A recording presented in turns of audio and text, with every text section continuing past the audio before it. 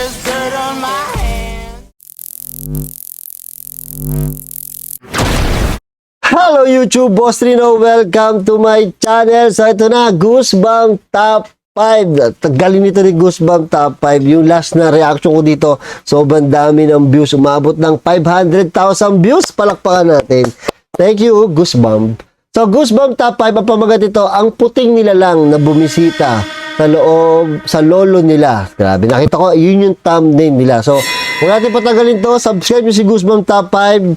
Tirahin natin to bago pa tirahin ng iba. Video ang inyong matutunghayan ay para lamang sa mga taong matatagang loob dahil maaari itong magdulot ng disturbance sa inyong mahimbing na pagtulog. Oh, babala ha, yung mga takot dyan. Babala.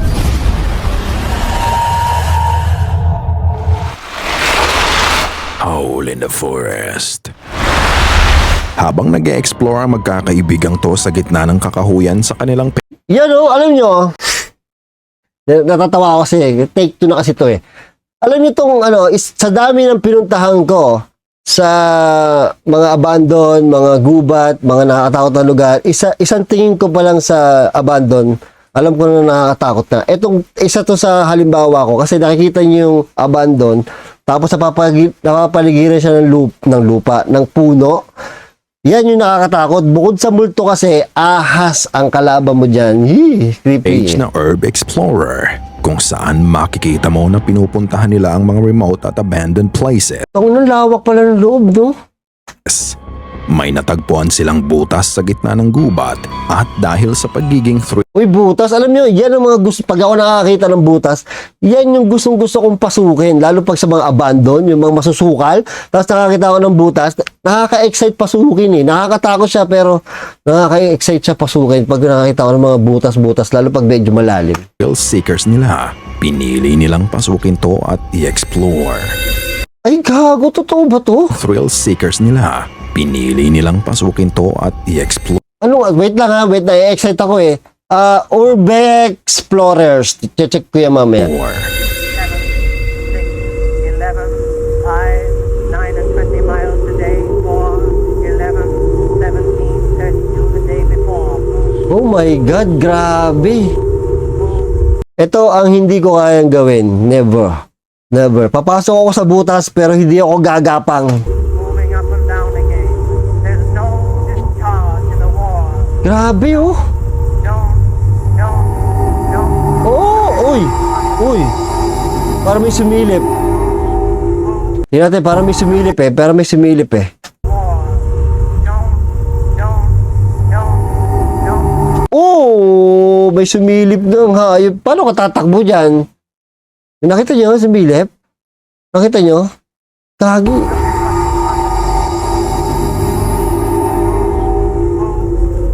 May panty. Ito, panty ba to? Hindi pala, kala ko may panty. Men. Ba't may ganyan? Men go mad with watching them. There's no discharge in the war. Sa loob ng tunnel, sinuot at ginapang nila ang maliliit na butas. They unexpectedly Yung mga tunnel talaga yan, usually ginagapang yan yung mga tunnel. Oh, lagi talagang ginagapang yung mga tunnel na yan. sinuot at ginapang nila ang maliliit na butas. They unexpectedly found a baby's clothes. Ang sabi nga nila, Ba't kung may baby? masasamang loob, ito ang perfect place para itago ang krimen na gagawin nila. Nasa loob sila ng tunnel ng 5 oras bago nila matagpuan ang labasan nito. Ngunit sa gitna ng kanilang Walang iya mo yan, hindi ko kayang gawin to. Oh my God. Hindi mo alam kung hindi mo papasok mo dyan eh. pag-explore, may isang bagay ang hindi nila napansin at ito ang kumuha ng atensyon ko.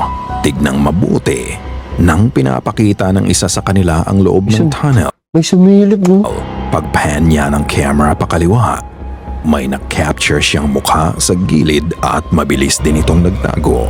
Makikita mong ito ay nakamasid sa kanila at tila nagtataka kung bakit may ibang tao doon. Parang nakasuot ito ng maskara na may mapupulang mga mata. Ang nakakapagtaka, wala naman daw ibang tao sa loob ng tunnel kundi silang Tapos dalawa pa yung tunnel oh.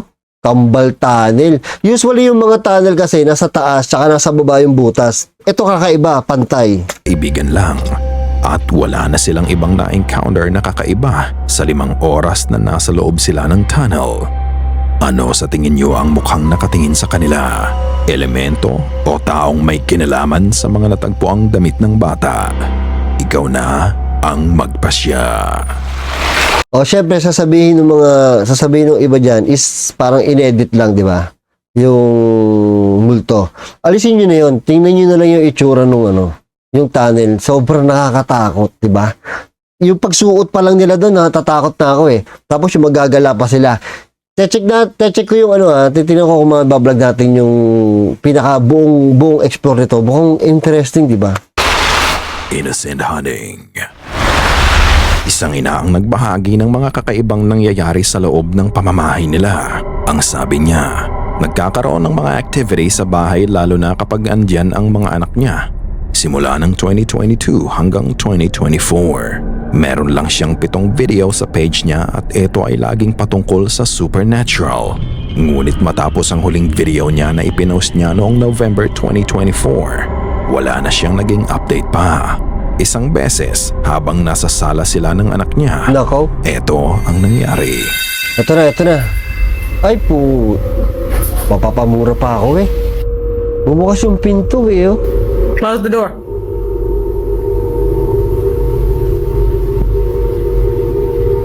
Can you close the door, please?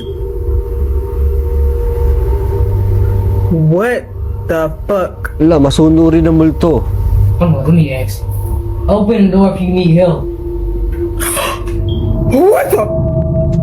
Tingnan ko kasi, tingnan yung handle, di ba? Usually kasi pag binuksan yung pinto, mo yung pinto, tapos itutulak mo na gano'n, pwede natin makita yung kamay eh, kung tao yung gumagawa. For example lang, kung i-scripted nila, makikita natin yung kamay eh.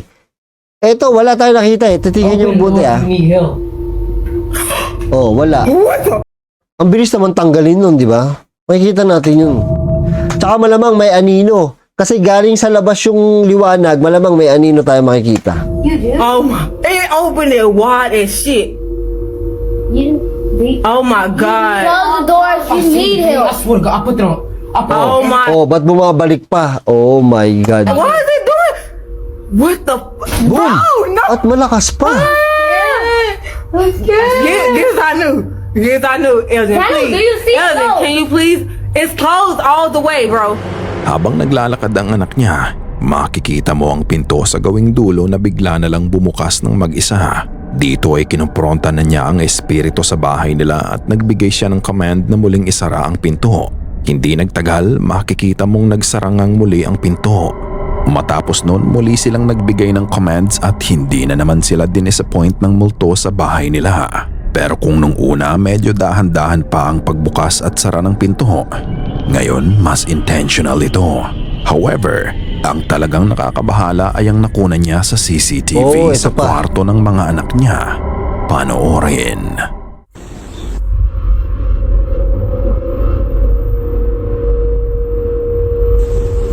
Ano nakasulat? Wait ignore this item. This is my microphone and stand with foam around it.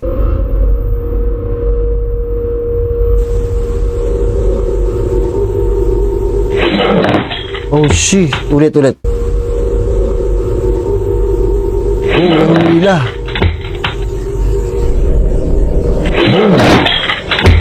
Sa video, makikita mo ang magkapatid na mahimbing ang tulog nang bigla na lang nahulog ang headphones sa harap nila. Hindi lang ito basta bumagsak. Dahil kung re-reviewin mo ang video, makikita mo na parang may nakahawak dito. Bago nga ito mahulog ay Oo nga no, parang kamay no, na maliit. makikita mo ding bahagya pa itong umangat. Boom. Bago Nakita niyo? Pag ganun yung hila, tapos maliit na kamay. Bago nga ito mahulog Maliit na kamay, tinan mo. Ginanon, tinan nyo ah. Kasi kung yun nanay yan, malaking kamay yan eh. Maliit yung kamay eh. ay makikita mo ding bahagya pa itong umangat. Oo. Bago hilain ang kable ng headphones. May mga nagsasabi na baka may aso o pusa sila, pero wala silang alagang hayop. Kung ganoon, ano kaya ang nakita nila sa video? Maaari kayang actual apparition ito ng multo, pero tanging kamay lang nito ang nabuo? Maliit yung kamay. Maliit yung kamay. May paliwanag ka sa nangyari. Grandma's Company. Ang isa Grandma's Company, shoutout sa mga lola dyan. na nating ka-goosebumps na si Mary ay nagbahagi ng kanyang nakunang video ng lola niya. Ang sabi niya, ito lang daw ang unang beses na may nakita silang anomaly sa May orb. CCTV nila. Kung ano yon, sabay-sabay nating panoorin at kayo na ang humusga.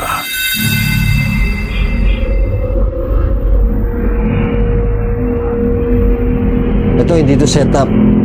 Kita nyo naman ang pagkakakuha, oh.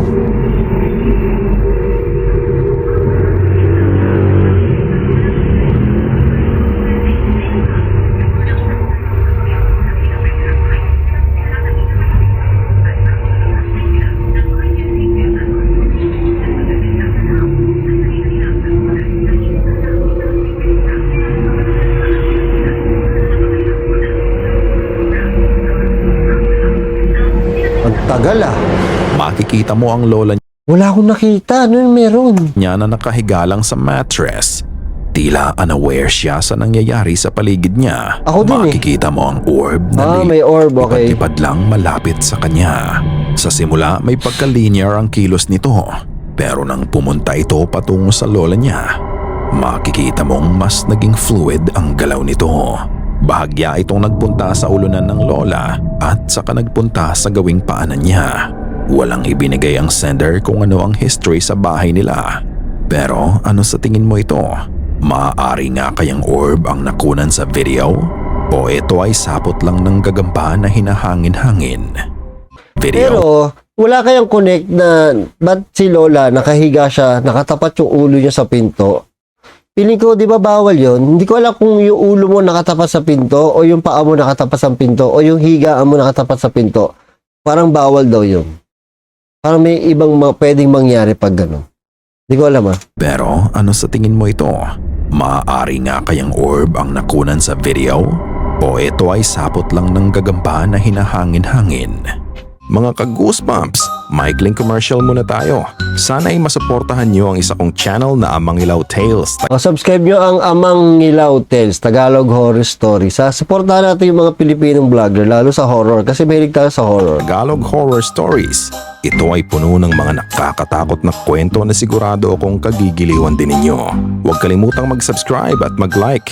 At kung nais mong ibahagi ang iyong kwento dito, maaari mong i-email ito sa goosebumpstopstories@gmail.com. Sigurado ako, ang dami nang ang dami nagsasend ng ng mga istorya. Kasi alam niyo sa akin, dami nagsasend ng istorya eh. Ayoko nang basahin.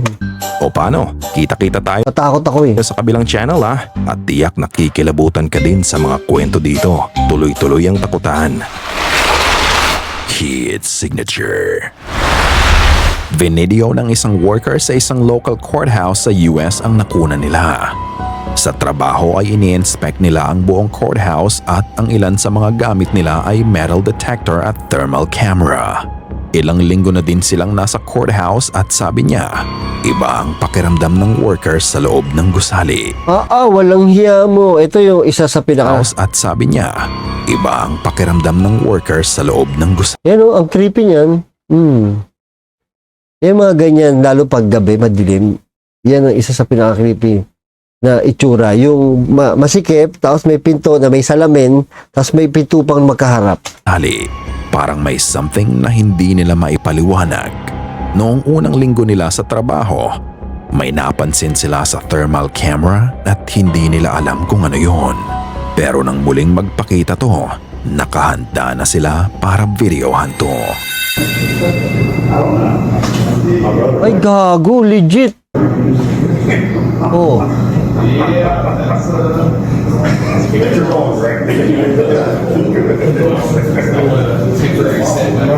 No, it's not. I mean, I called this once right away. I was like, wow.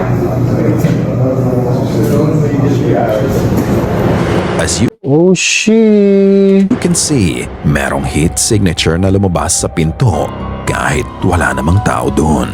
Makikita mo ang actual na nakunan nila sa video at ang kuha ng thermal camera. Walang kahit sino sa pinto ngunit may tao kang makikita sa thermal image.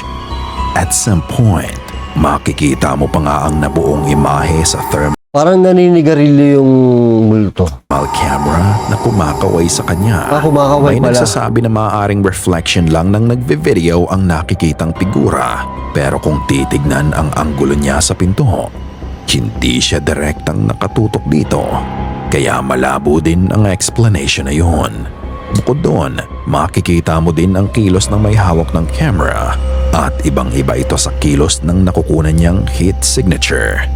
Ang paniwala nila, ito daw ay ang kaluluwa ng babaeng na convict na nasentensyahan at naparusahan ng pagkamatay sa court na yun. Nakita pa nila yun, babae. Hindi ko nakita ang babae. Tila andun pa din ang kaluluwa niya dahil hindi pa din ito matahimik sa nangyari sa kanya. Malamang. So, what do you think? A ghost or is it something else? Phantom audience. Kaya akong gumamit ng ganun eh. No, dami ko nakikita. Ang daming posibleng makita. Lalo pag nag-i-edit na. Nagkakasiyahan ang pamilya isang gabi dahil sa maliit na okasyon na ginanap mismo sa bahay nila. Nagkasama-sama ang Ito na. pamilya at hindi buo ang party kapag hindi tumugtog ng gitara ang lolo nila. Ang lolo niya ay bihasa sa pagtugtog at hindi ito mawawala kapag ganitong may okasyon. Ang forte niya ay ang mga traditional Mexican songs. Habang ini-entertain ng lolo niya ang buong pamilya, naisipan ni Cindy na videohan ito. Ngunit sa gitna ng kasiyahan, may ibang tagahanga din pala ang nanonood sa lolo niya. Oh my God. Te falta practicar. Ayan. Sabía que para colgar en el TikTok.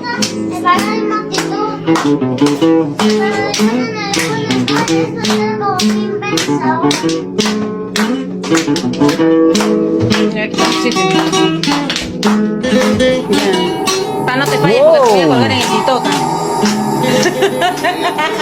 En el pecho se arranca volando. Parang babae na maikli ang buhok. Baka si Lola to. Baka si Hilip po. De ser Yeah. guamanguín. Sa video, makikita mong magaling na ibinabahagi ng kanyang lolo ang natatangi nitong talento. Sa simula wala namang kakaiba, pero nang itutok ni Cindy ang camera sa harapan ng lolo niya, sa bintana, biglang lumitaw ang hindi Oh, di ba parang matanda? Tangin na, puti yung mukha, oh. ay paliwanag na puting figura. Malinaw mong ang makikita ang katawan at mukha nito. Puting-puti lang ang kulay nito at tila na-e-enjoy din nito ang musika ng lolo niya. Halos naka-extend pa nga ang leg nito para lang makita ang ginagawa nila sa loob ng bahay. Hindi din naman ito reflection na mula sa salamin dahil makikita mo kung saan nakasilip ang mistulang imahe. Tama. Ito ay bukas sa magkabilang gilid. Ang pinagtataka pa nila, habang nagve-video sila ay hindi nila napansin ang figura sa bintana. Rumihistro lang ito sa camera niya, kaya mapapansin mo, wala silang naging reaksyon nang magpakita ito sa bintana. Ano kaya ang pakay nito at bigla itong nagpakita doon? Eto ba ay kaluluwang humahanga at naaantig sa pagtugtog ng lolo niya? O hindi kaya ay dating kasamahan niya na yumao na? Ikaw na ang magpasya. River Silip lang si Lola. Piling niya, hinahara na siya, no? Ghost. Nagpadala ng video at photos ang kaibigan ni Wayne na si Christy nang minsang naisipan niyang maglakad-lakad sa gilid ng ilog isang hapon. Ang sabi ni Christy, malayo pa lang ay may naaaninag na siyang kakaibang bagay pero hindi siya sigurado kung anino ba ito. Kaya nang mapalapit siya sa nakikita niya, nagpicture at nagvideo siya. Gagi, ang creepy nung ano ba yan, nasa likod niya. Yung payong, parang creepy na itsura. Ito ang kanyang nakita. Ay, gago, meron nga.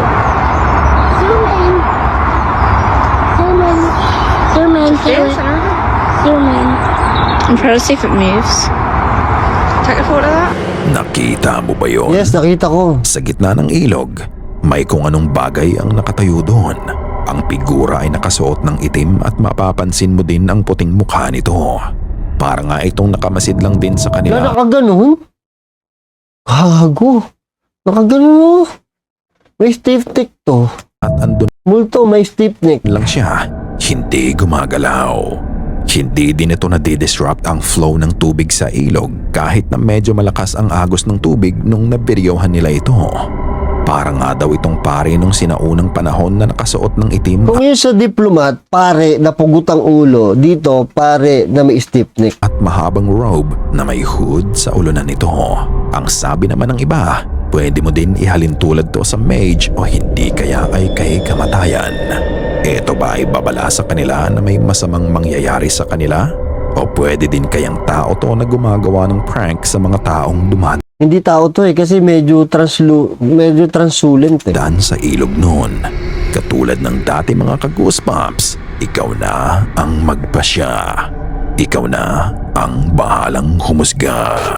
So siya, hindi siya matahimik kasi nga namatay siya nang may stiff neck siya. Ngayon, naghahanap siya ngayon ng pwedeng tumulong sa kanya. Makakatawid lang siya sa langit pagka natanggal ng stiff neck niya. Ang problema, wala siya makita na tutulong sa kanya kasi nasa ilog siya eh. Nalunod siya dyan, yung pari na yan. Tapos nagkaroon siya ng stiff neck. Tapos, hindi siya matahimik kasi may stiff neck siya eh. Mahirap nga naman yun. So yan, thank you sa panonood. Ang hirap pahabain. Sorry kung marami ako sinasabi kasi kailangan ko pahabain yung vlog. At least umabot naman ng 21 minutes, di ba? Share, comment, like nyo lang itong mga video nito. Like nyo itong video na to, share nyo at i-comment nyo. Paulit-ulit ako. Thank you sa panonood at see you next video.